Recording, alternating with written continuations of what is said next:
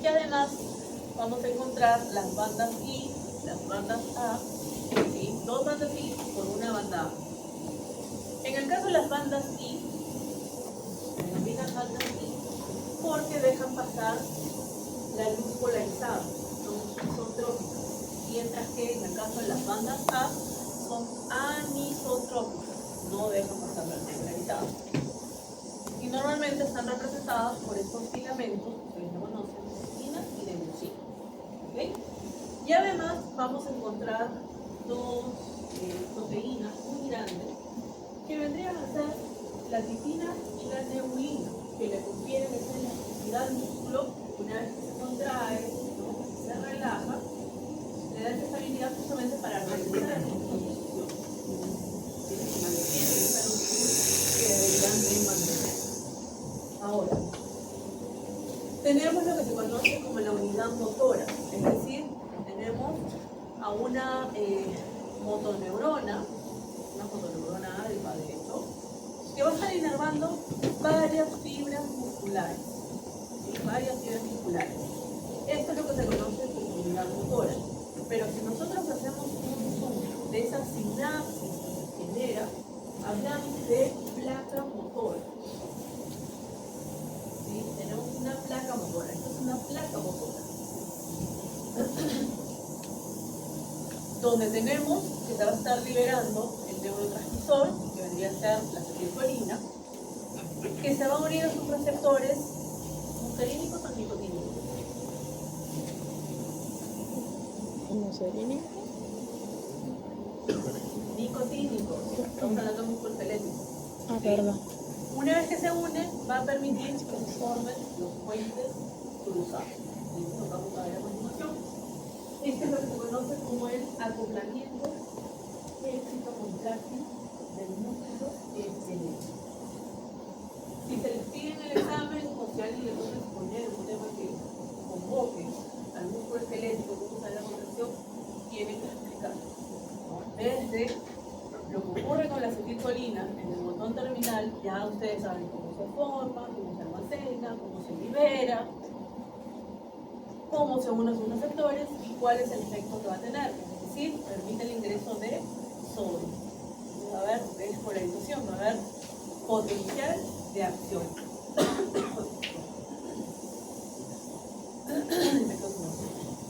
Potencial de acción que va a recorrer toda la membrana. Acuérdense que el potencial de acción va con la misma intensidad por toda la membrana. Pero vale recordar que además en el músculo esquelético encontramos los túbulos T, ¿no?, que sirven como una especie de atajo porque los atómeros suelen tener una longitud muy amplia. Por lo tanto, es un atajo que permite activar todo ese mecanismo de contracción. Entonces, tenemos el potencial de acción que va a activar a unos receptores, que son los receptores de dihidropiridina. Una vez que se activan los receptores de dihidropiridina, va a activar a otros receptores que se encuentran en el retículo sarcoplásmico, que son los receptores de rianodina. ¿Sí? Receptores de rianodina. Cuando se activan estos receptores de rianodina, se abren los canales para el calcio. Acuérdense que el retículo endoplásmico, sarcoplásmico, es un almacén de calcio importante. Comienza a salir el calcio, ¿sí?, hacia lo que debería ser el citosol. Ya dijimos que el calcio es importante para que se pueda adaptar. ¿Cómo ocurre la contracción? Con esa salida masiva de calcio, lo que va a ocurrir es que el calcio se va a unir a una proteína que es la troponina C. ¿Sí? Se une a la troponina C.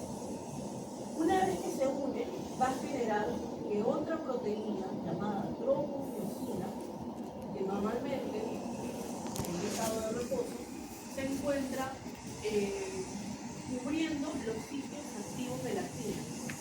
Cuando el calcio se une con la troponina C, la tropomiosina se desplaza. Se desplaza dejando libre, repito, los sitios activos de la actina. ¿Esto con qué finalidad? De que las cabezas de miosina puedan unirse a estas y formar los puentes cruzados. Una teoría de deslizamiento, ¿no?, de los filamentos, que nos dice que las cabezas de miosina contienen o han hidrolizado lo que debería ser el ATP y nos dan ADP y fosfato. ¿Sí? Entonces, cuando ocurre eso y ya se encuentran libres los sitios activos de la actina, va a unirse a esto, como muestra aquí en la siguiente gráfica, permitiendo que pueda darse un acoplo, ¿no? Recuerden que esta es la actina y estas son las cabezas de miosina.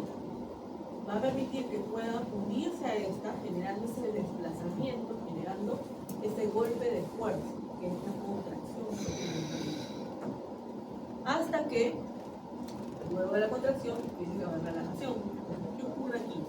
Que nuevamente va a llegar una molécula de ATP y este ATP va a hacer que la cabeza se desplace, generando que la actina regrese a su función original, generando que se relaje. Pero mientras está ocurriendo eso, el calcio, voy a regresar a la diapositiva anterior, el calcio ahora tiene que regresar al retículo sarcoplasmático. Porque ya sabemos, si hay calcio hay contracción, pero para que haya relajación, el calcio tiene que volver a guardarse en el retículo sarcoplasmático. Como ustedes pueden ver, utilizan bombas de calcio, las famosas bombas cerca. Y pregunto, ¿por qué utilizan bombas? ¿Por qué no utilizan canales para regresar? Por la gradiente de concentración, va en contra de su gradiente. Entonces necesitan de un gasto de energía que le dé el ATP para poder regresar. ¿Sí? Y esa es la contracción y la relajación.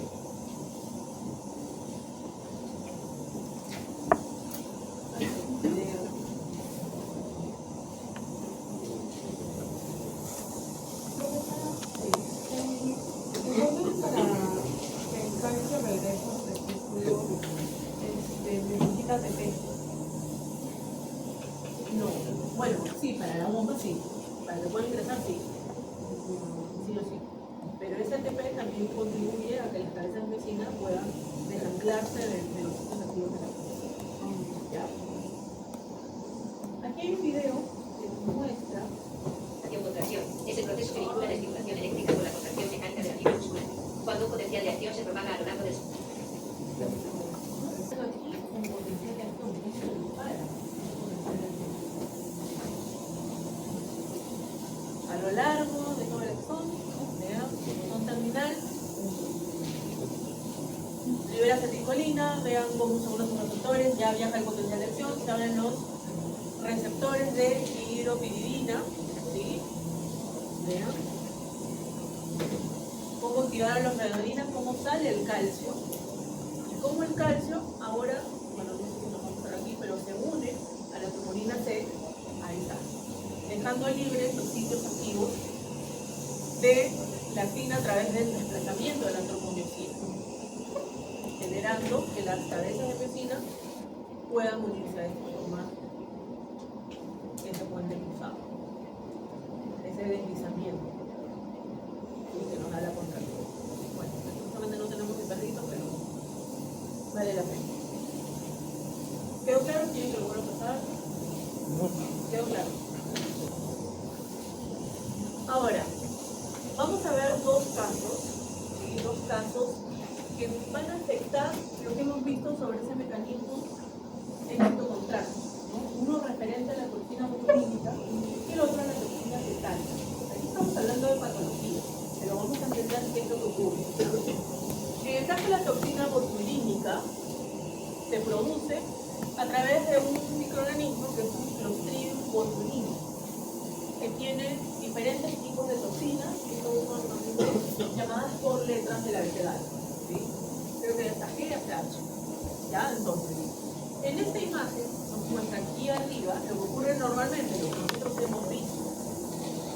Placa motora, ¿no? Ya sabemos que esto va a permitir que se libere, ¿no?, la acetilcolina, algunos receptores nicotínicos en la fibra muscular para que haya contracción.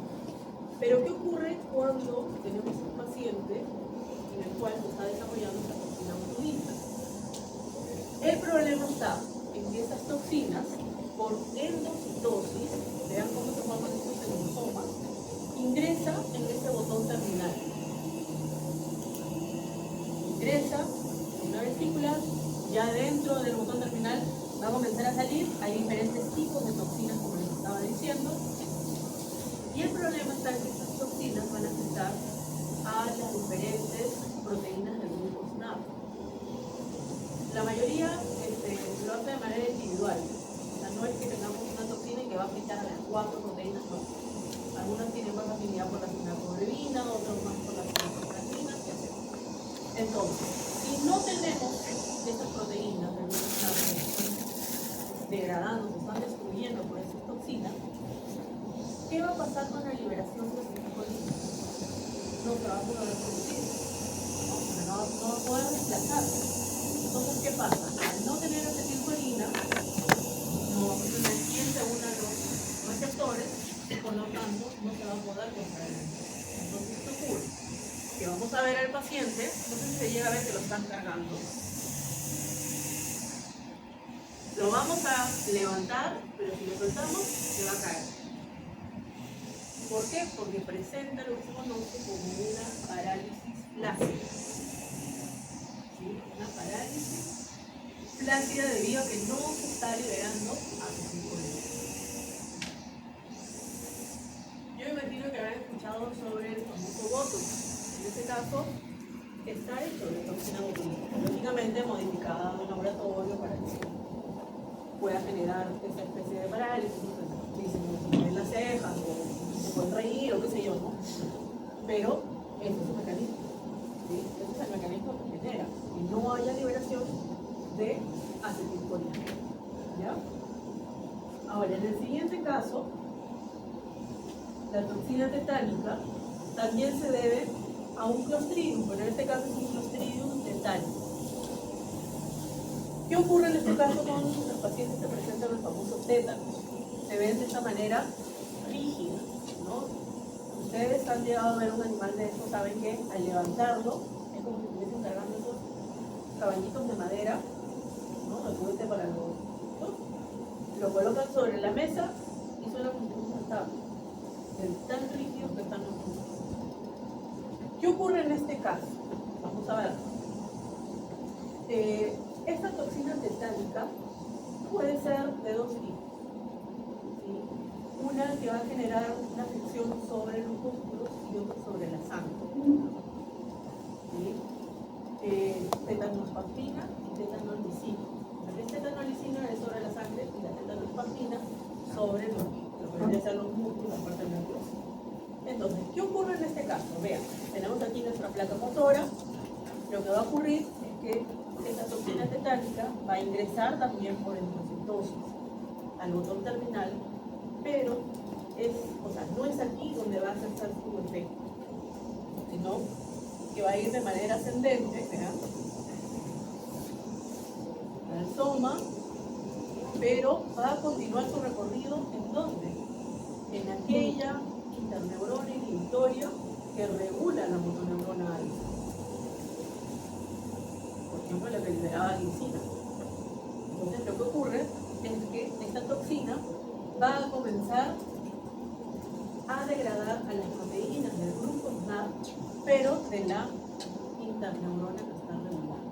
¿Sí? De la neurona reguladora. Entonces, ¿qué ocurre? Al no tener inhibición, no hay quien module a la motoneurona alfa. ¿Qué ocurre en este caso? Que vamos a tener una liberación constante de acetilcolina. Ustedes han visto hace un momento que ese mecanismo del citocontráctil comienza con la liberación de acetilcolina. Calcio constantemente, calcio, contracción, sostenida hasta llegar a esto. Este es el típico ejemplo en caballete de pacientes tétanos. Se dan cuenta que en los dos casos muestran una parálisis. En la anterior era una parálisis flácida, y en este caso es una parálisis espástica. Muestra esa rigidez. Y en ambos casos, esas toxinas afectan a las proteínas del grupo SNAP, pero en el caso de la botulínica, afecta a la neurona alfa, mientras que la tetánica afecta a lo que vendría a ser a la reguladora. ¿Ok? ¿Queda claro? ¿Sí? Muy bien. Y ya para terminar, vamos a ver en el caso del músculo liso, donde sí vamos a ver ciertas diferencias. Ustedes ya nos enseñan entre músculo esquelético o músculo liso, en el cual ya no vamos a ver si son tan alargados, sino tienen una forma de uso, ¿no? Tienen las graviolas, se dan a través de infiltraciones en conductores SNAP, que es lo que vemos aquí. Recordarán por histología que tenemos al multiunitario y al inunitario. En el caso del multiunitario tenemos varias fibras nerviosas que inervan casi de manera particular a las fibras musculares lisas. Mientras que cuando hablamos del unitario es que funciona como si fuese una unidad, como si fuese una sola célula. ¿Por qué? Porque tenemos una fibra nerviosa que va a estar inervando a una fibra muscular lisa, pero la transmisión de las señales va a ir a través de uniones GAP. Aquí vemos mucha sinapsis de tipo eléctrico, por ejemplo, ¿sí? Aquí es muy claro. Entonces funciona como si fuese un sí. Por eso los órganos, por ejemplo, no sé, el estómago se contrae y se relaja, como si fuese todo, ¿no? Porque las señales se van transmitiendo a través de estas uniones GAP. ¿Cómo se da la contracción aquí del músculo liso? ¿Hay algunas diferencias? Sí. Y es que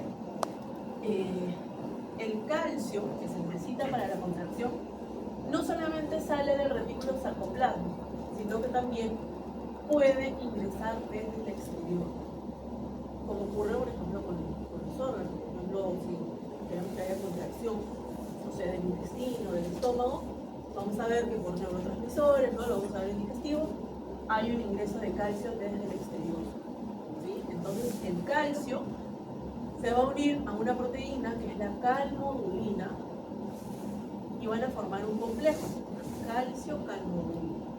Y este complejo va a comenzar a activar a la cadena ligera de la miosina. ¿Para qué? Para que pueda formar el puente cruzado. Aquí no hay, como diría con el músculo esquelético, de que necesitamos que se una a la troponina C, que se desplace la miosina, no.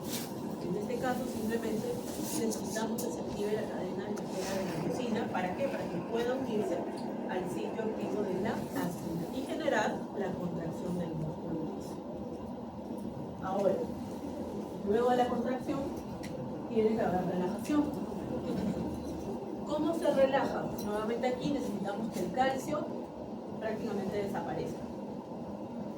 Lo primero que vamos a ver es que va a haber una ruptura en este complejo de calcio-calmodulina. El calcio ahora va a almacenarse en el retículo sarcoplásmico a través de la bomba de calcio, ¿no? La bomba cerca, pero también puede salir al exterior, a diferencia del músculo esquelético o con esto. En este caso, en el músculo liso, el calcio puede ir al exterior también, y lo hace a través de bombas de calcio, que va a permitir que se bombee el calcio hacia el exterior, o bien puede hacerlo a través de intercambiadores con el sodio. Sale calcio, ingresa sodio. Contra